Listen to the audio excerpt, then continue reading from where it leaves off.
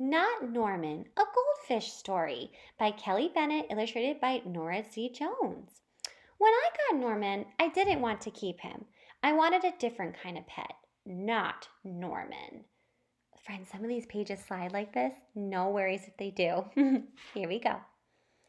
I wanted a pet who could run and catch or who would climb trees and chase strings, a soft furry pet to sleep at my bed at night. Not Norman.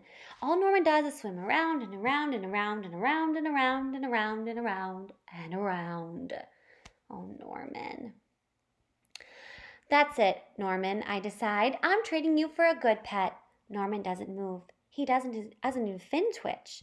How could I trade him like this? No one wants a sorry-looking fish in a gunky bowl.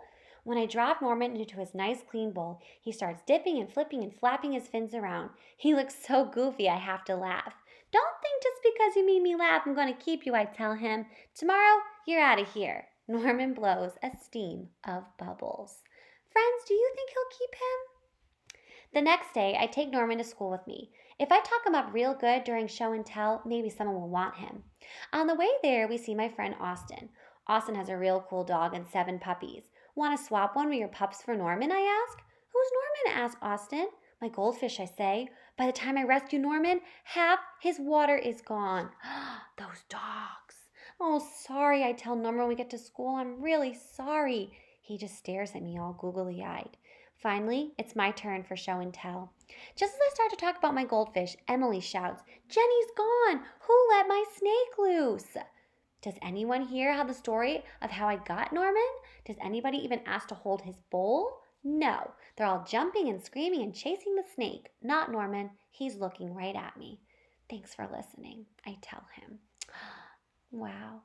That afternoon, we go to my music lesson. As soon as it's over, I'm taking Norman back to the pet store. I take out my tuba and begin to play. Bom, bom, bom, bom, bom. I glance over at Norman. He's swaying back and forth. Glug, glug, glug, glug, glug, he mouths.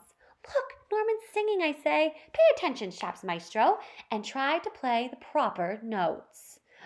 Norman is so fun. I love it, friends. Oh, here's that crazy page. Maestro makes me stay late for an extra practice.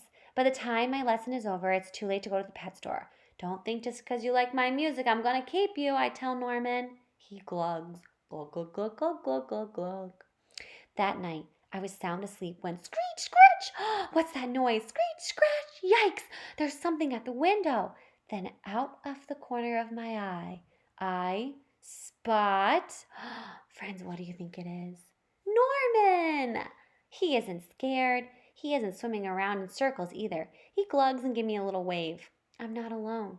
Together, Norman and I slide open the curtains. It was just a broken tree branch.